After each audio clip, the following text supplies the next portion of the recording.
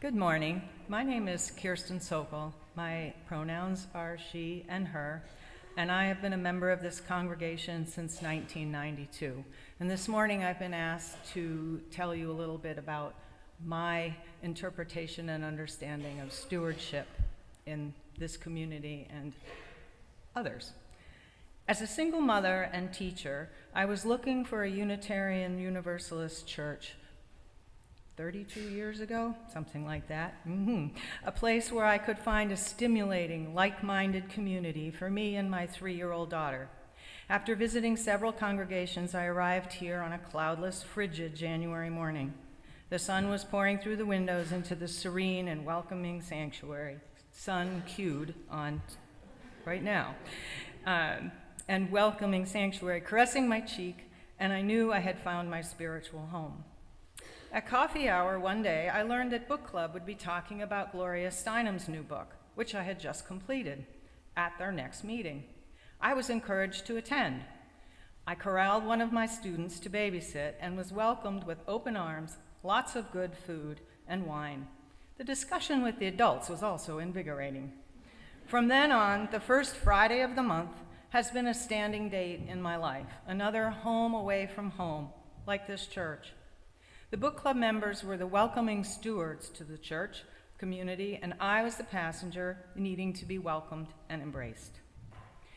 This past December at the memorial service for Michael Lee, one of the founders of book club, along with Loretta, and also one of the gracious stewards that first night I attended, I related an anecdote about book club and Michael that I was asked to share today. Michael, as many of you know, enjoyed his wine, mostly red, and had a very discerning palate, a true oneophile. One Friday night, about 20 years ago, I was hosting the book club at my home, a small cape in Natick.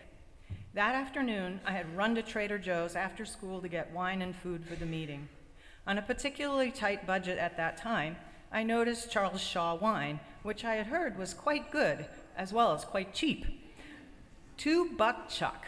So I got a variety of the wines, though a bit heavy on the Cabernet Sauvignon.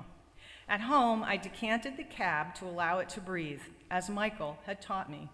Later in the evening, as Michael was pouring another glass from the decanter, he remarked how much he was enjoying the red. He said it had a depth and a nose he really liked. He asked to know the brand. And a little sheepishly, I revealed the bottle. Michael was somewhat taken aback, but it didn't stop him from continuing to imbibe.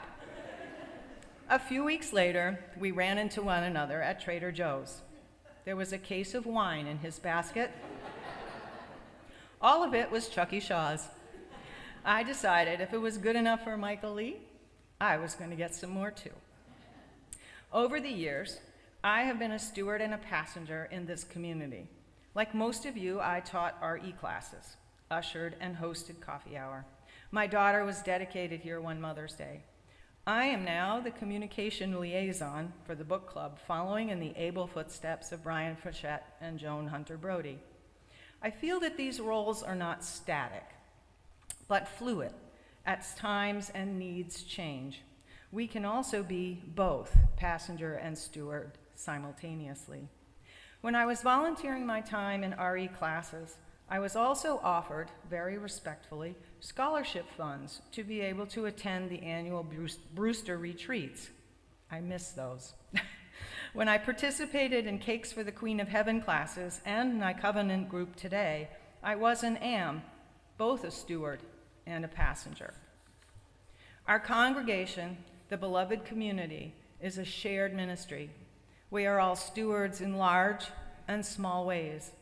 We can all think about how we're able to be stewards to sustain the UUAC Sherburne now and in the future, and to be able to welcome and support the passengers. Thank you.